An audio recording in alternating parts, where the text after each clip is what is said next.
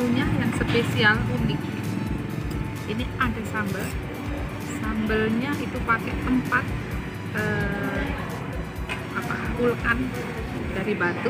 Kemudian ada di sini. Jadi setiap orang itu bisa ngambil langsung. Ini ada cabai setannya, ada cabai setannya, bawang merah, bawang putih. Terus yang kedua di sini ada cabai hijaunya. Cabai hijaunya itu cabai rawit. Ya. Menu yang lainnya ini ada kremes bebek kremes, kemudian ada cakangkung.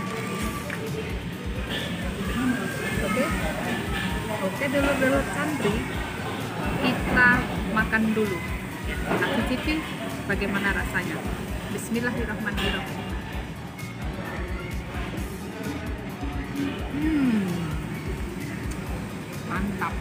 Mantap ya. Jadi di sini sambalnya itu manisnya ada, asinnya ada, dan yang jelas pedesnya enak. Oke, kalau ada yang jalan-jalan ke daerah Cikampek, silakan mampir di rest area 125, mampir di Alam Sunda.